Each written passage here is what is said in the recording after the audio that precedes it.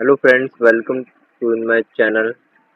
तो फ्रेंड्स, आज अपन करने वाले हैं अपनी CA foundation December 23 paper number 1 principle and practice of accounting की आंसर शीट का डिटेल रिव्यू कि क्या क्या हमने मिस्टेक की थी और क्या क्या आपको नहीं करनी है। तो हमें आरटीआई से मिल चुकी है, तो चलिए इसे डिटेल रिव्यू करते हैं। तो लेट तो मैं यहाँ पे कॉपी आंसर की के साथ साथ क्वेश्चन पेपर भी लाया हूँ, जिससे आपको एक अच्छी अंडरस्टैंडिंग मिल सके कि कौन कौन से क्वेश्चन हमने पहले अटेम्प्ट किए थे और कौन से क्वेश्चन किस चीज़ पे क्वेश्चन बेस्ड थे। तो चलिए शुरू करते हैं। तो यहाँ पे तो फ्रंट पेज जो होता है, यहाँ पे बेसिक डिटेल यहाँ पे डालने होते हैं हमें, एग्जाम रोल नंबर ये सब यहाँ पे होते हैं, जो यहाँ पे शो नहीं हो रहा है। यहाँ पे सीए फाउंडेशन एग्जामिनेशन के तरफ जोड़ने, तो आप खरीद लोगे अपने आप, इसमें कुछ दिखाने वाला है नहीं। कुछ इंस्ट्रक्शन है तो सबको बेसिकली पता रहती है, पर अगर टाइम हो तो रीड कर लेना, कोई बात नहीं है। तो यहाँ पे देखिए, हमने यहाँ पे सबसे पहले अपनी जो शुरू किया था आंसर लिखना, वो हमने आंसर 2A को किया था पहले।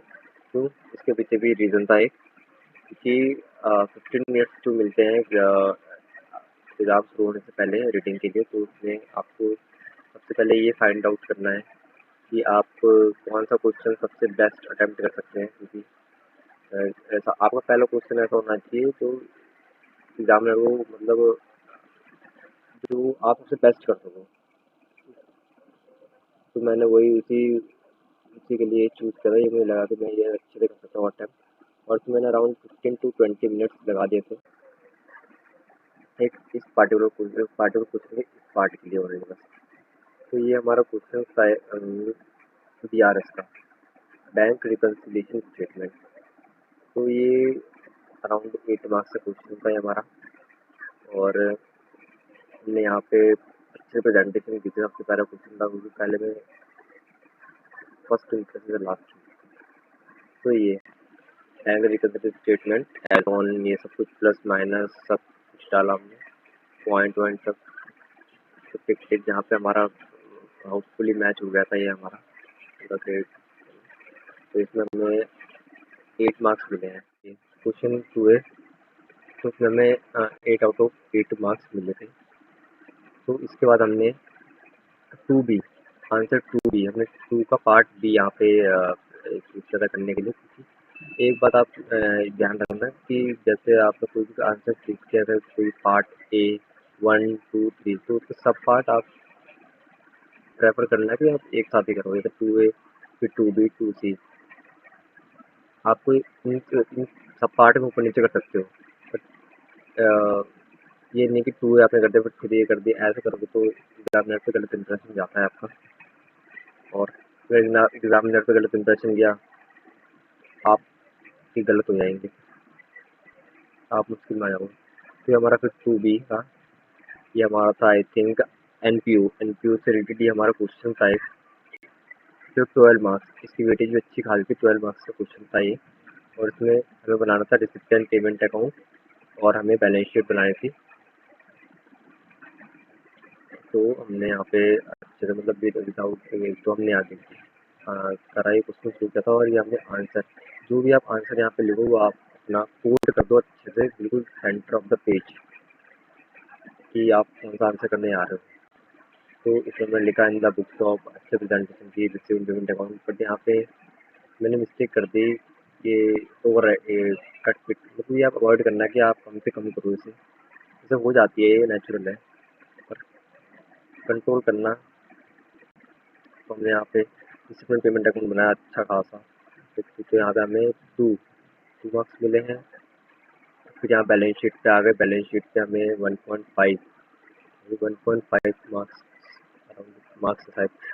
और यहाँ पे वर्किंग नोट आपको ज़रूरी है दिखाना। वर्किंग नोट से क्लैरिटी मिलती है, और जो रेलेवेंट वर्किंग नोट है वो आपको दिखाने पड़ेंगे। देखिए, working note 1, working note 2, working note 3, working note 4। आपको रेलेवेंट वर्किंग नोट दिखाने हैं और उसके नंबर होते हैं। वर्किंग नोट आप नहीं दिखाओगे तो आप अपने मार्क्स लूज कर सकते हो। तो हमें इसमें मिले हमें 11 मार्क्स मिले आई थिंक। तो इसमें हमें मिले थे 11 आउट ऑफ 12। तो गुड, नॉट बैड। तो इसके बाद हमने हमारा पार्ट टू टू पार्ट दूसरा पार्ट खत्म हो गया था और दूसरे पार्ट में हमने टोटल 19 आउट ऑफ 20 स्कोर किए थे। तो अब फिर हमने अपना नेक्स्ट आंसर लिखना स्टार्ट किया, आंसर नंबर 3A। 3A हमने शुरू किया इसलिए हमारा क्वेश्चन बेसिकली था ये हमारा आई थिंक जनरल एंट्री थी हमारी, बिल्स ऑफ एक्सचेंज का क्वेश्चन था वो। जनरल एंट्री थी और 10 मार्क्स थी, 10 मार्क्स का बड़ा बिल्कुल ईजी क्वेश्चन था ये, इतना नहीं होता। 20 books of fee general entry लिख के हमने और एक फुट नोट, इस फुट नोट आपको देना जरूरी है क्योंकि हम प्रैक्टिस में, जैसे मैं भी प्रैक्टिस कर रहा था तो मैं ये इसको इग्नोर करता था, इसे करता नहीं था। प्रैक्टिस में आप कर सकते हो पर एग्जाम में क्वेश्चन में मत करना, ठीक है।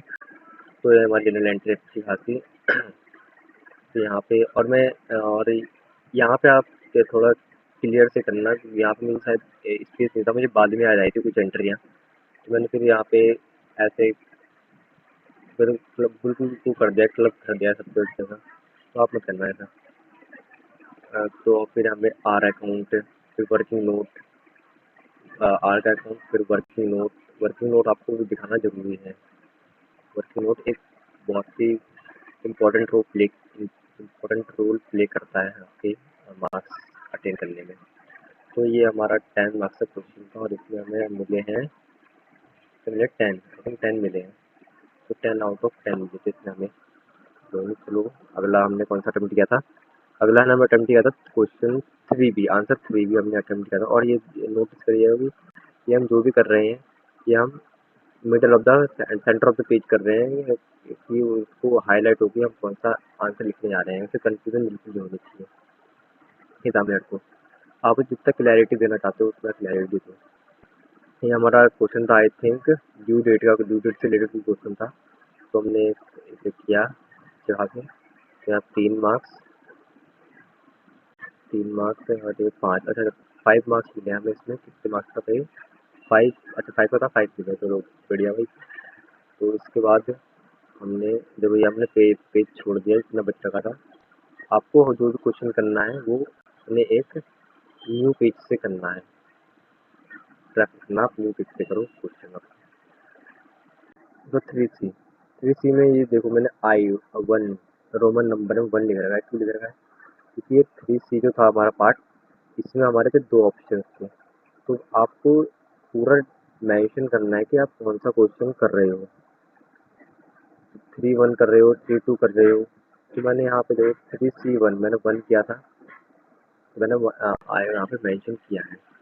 तो यहाँ पे ये अकाउंट करेंट का क्वेश्चन था ये, और इसे मैंने किया तो 5 मार्क्स का क्वेश्चन था। और इसे मैंने किया पर यहाँ पे मेरे से एक मिस्टेक हो गई थी, इंटरप्रिटेशन से रिलेटेड मिस्टेक थी वो।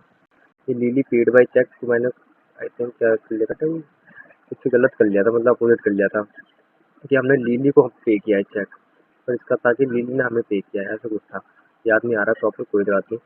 तो इसमें मिले हैं कितने, 3C 1 मार्क्स, 1 मिले हैं।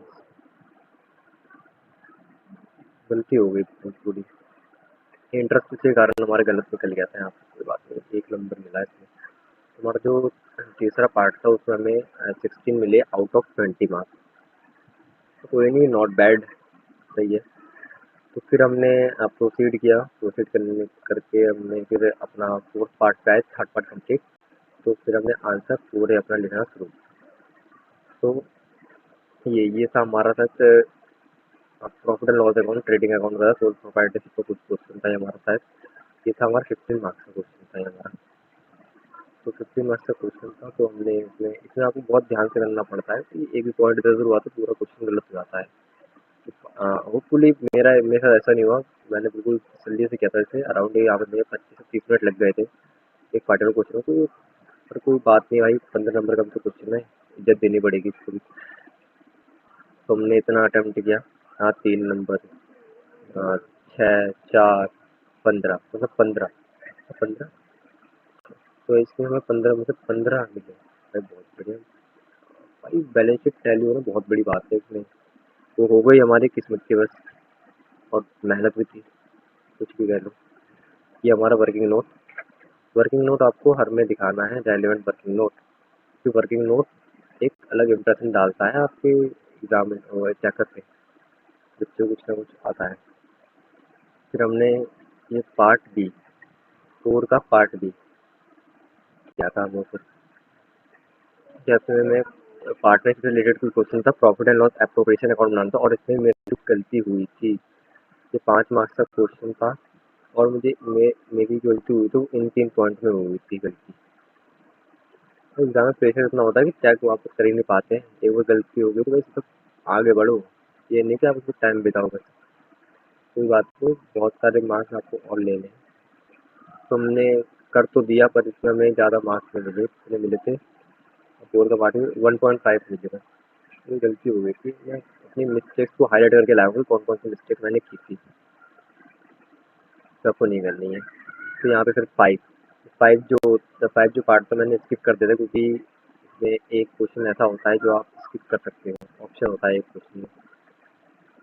तो हम देखें तो फोर में हमें 16.5 आउट ऑफ 20 मिले, तो नॉट बैड, डेवी टू डी है।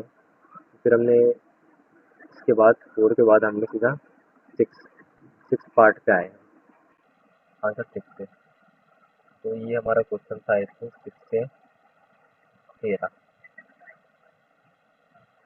और मैंने एक और रीज़न था कि 5 को छोड़ने का, कि 5 मुझे लग रहा था बहुत टाइम कंज्यूमिंग रहेगा मेरे लिए, कि इसमें बहुत सारे अकाउंट प्रिपेयर करने थे, पार्ट में सब कर दिए, इसमें क्या अकाउंट सब करने के लिए तो कर देता मैं, पर इससे मेरा टाइम बचता था, तो मैंने ये चूज़ किया।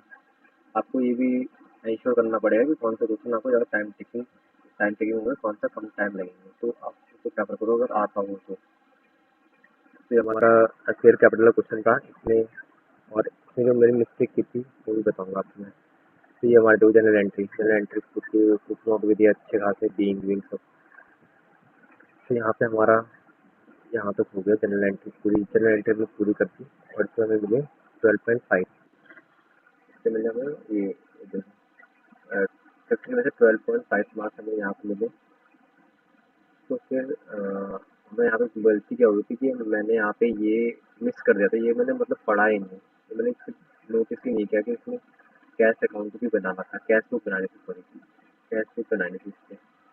इस कारण मेरे मार्क्स कट गए, और वैसे मुझे आदत है, मेरी थोड़ी लापरवाही की वजह से ये हमारा गलत चला गया, तो कोई बात नहीं।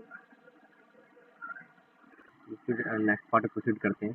तो अगला पार्ट था हमारा 6B, हमने किया 6B। इसमें सर थ्योरी बेस्ड क्वेश्चन था, ये सब फील्ड ऑफ अकाउंटिंग। ये क्वेश्चन एक तो मिल ही आता है थ्योरी बेस्ड, ये हम इतना पढ़ के नहीं गए थे, इग्नोर करके गए थे, पर हमें पॉइंट्स याद थे, पॉइंटर्स याद थे कुछ 4-5 पॉइंटर्स थे, तो हमने उसी में देखो कि कैसे इंग्लिश लिखी है। It provide all information related to business to the user. Management accounting क्या होती है? It provide all relevant and material information of business.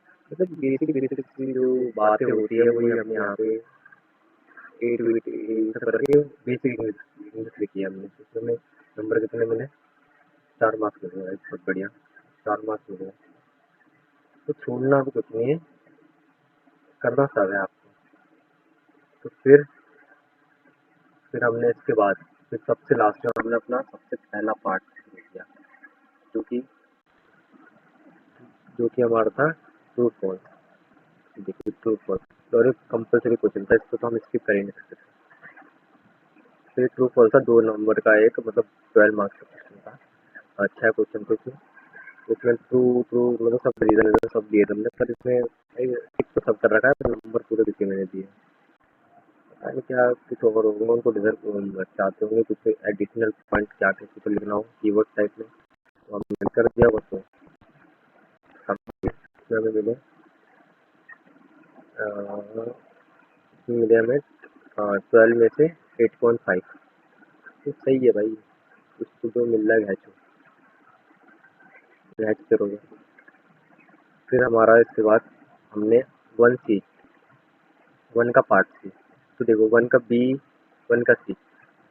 जैसे मैं आपको शुरू में बताया था कि आप ऐसा कर सकते हो कि जैसे 1 का पहले ए कर दिया, फिर 1 का C कर दिया, मतलब 1 के सब पार्ट को आप ऊपर नीचे कर सकते हो। पर मैं आपको ये प्रेफर नहीं करूँगा कि आप करें कि 1A कर दें, फिर 2A, फिर कर दिया 3B, ऐसे मत करना। ये गलत इंप्रेशन जाता है भाई, इससे नंबर कटने के चांसेस होते हैं, मुश्किल आ सकती है आपको। तो यहाँ पे हमने हमारा कौन सा क्वेश्चन था, ये इन्वेंटरी से रिलेटेड कुछ क्वेश्चन था। तो यहाँ पे हमने सब कुछ सीख गया। ये टोटल ये हमने वर्किंग नोट दिखाई है उसको बढ़िया सी। वर्किंग नोट भाई होनी चाहिए, आप ये नहीं कि आप हमने फ्लो चार्ट टाइप में बना दिया, समझ आनी चाहिए बस, बनाओ कैसे भी। एग्जामिनर को मतलब आपके इंटेंशन समझ आने देने कि आप क्या दिखाना चाहते हैं। तो ये हमारा 4 मार्क्स का क्वेश्चन था और हमें कितने मिले, 4 में 4 मिले, 4 में 4 मिले, बहुत बढ़िया यार। तो उसके बाद हमारा बस एक ही बचा है आंसर 1B। तो ये भी हमारा कुछ थ्योरी था। थ्योरी मैंने प्रेफर की थी कि थ्योरी में लास्ट में ही करूँ, आपको भी वो बोलूँगा कि आपको अच्छी से आती है तो करो, नहीं तो थ्योरी भाई एंड के लिए ही छोड़ो। तो इसमें कुछ पॉइंट के एक मार्क्स के थे, 4 पॉइंट, तो लिख दिया हमने कन्वर्जन को। बिल्कुल ईजी लिखी है कि हमने इतना पता भी नहीं था कन्वर्जन का। थोड़ा बहुत जो आइडिया था वो हमने अपनी लैंग्वेज में बना के लिख दिया, आप पढ़ सकते हैं, ज़्यादा दिखाया इंग्लिश नहीं है अपनी। तो इसमें हमारे 3 नंबर आए 4 में से। ये भाई थ्योरी में इतने आ रहे हैं तो बहुत बड़ी बात है। फुल तो एक्सपेक्ट नहीं कर सकते थ्योरी में, क्योंकि सबका वो अलग होता है भाई, चेक करने का तरीका। तो यही है हमारी अदर स्टेट। और मैं कुछ पॉइंट्स लाया हूँ जो मैं आपको बताना चाहता हूँ। तो फर्स्टली कुछ क्वेश्चंस लाया हूँ जो आप आंसर करूँगा, जिससे आपको हेल्प मिलेगी होपफुली। तो ये तो पहला जो है कि कोई सेट पैटर्न है क्वेश्चन को अटेम्प्ट करने का। ठीक है, जैसे मैंने आपको आंसर शीट से दिखाया कि कोई सेट पैटर्न तो नहीं है, आप कोई सा भी क्वेश्चन कर सकते हो। जैसे 2 भी कर दिया हमने, फिर 3 कर दिया, फिर 4 किया, फिर 6 किया, फिर 1 किया, तो ऐसे कर सकते हो। पर आपको ये इंश्योर करना है कि आप उसके सब पार्ट को ऐसे बिखेरो मत, उसको सब पार्ट को एक जगह ही करो आप, सीरीज वाइज नहीं, आप सब पार्ट को ऊपर नीचे कर सकते हो, पर फिर 1A फिर 3A ऐसे मत करना। और इंश्योर करो कि आपका फर्स्ट क्वेश्चन जो हो वो ऐसा हो जो आपको अच्छे से आता हो, जिसमें आप अपना पूरा बेस्ट दे सको। जैसे मैंने आपको दिखाया था कि मेरा पहला क्वेश्चन मैंने DRS का चूज़ किया था, जो मैं बहुत अच्छे से किया था, अच्छे से आता था। तो आपको आइडेंटिफाई करना पड़ेगा अपने पेपर आने के 15 मिनट तो रीडिंग टाइम मिलता है, उसमें आप आइडेंटिफाई कर लो। आपको वर्किंग नोट प्रॉपर्ली दिखाने हैं, ऐसे वर्किंग नोट चाहिए समझ में आने चाहिए, मतलब आपका इंटाइम जो आप बताना चाहते हो वो आपको कम्युनिकेट हो पाए एग्जामिनर को। आपको न्यू क्वेश्चन जो भी स्टार्ट करना है, न्यू पेज से स्टार्ट करना है या पेंसिल करना। MCQ, ये जो MCQ होने वाले हैं भाई, ये गेम चेंजर होने वाले हैं, क्योंकि MCQ की वेटेज है 30 मार्क्स, और ये आपको या तो पास कराएंगे या ये फेल कराएंगे। मस्त। और मैं डू अवॉइड ओवर राइटिंग को अवॉइड करना।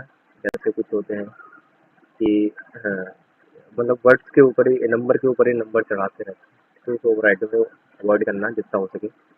और अपने एजम्पशन, अगर किसी सिनेरियो में आप अलग थिंकिंग लगा रहे हो और एग्जामिनर अगर अपने अलग थिंकिंग चेक करेगा, तो आप उसमें एजम्पशन लिख दो। जैसे मेरा उस क्वेश्चन में हुआ था, थ्री बी था, 3B था, अकाउंट करंट का था, उसमें मैंने कुछ और सोच लिया और एग्जामिनर में वो गलती हो गई मेरे से, मुझे अपना लिख के आना चाहिए था, पर मैं भूल गया।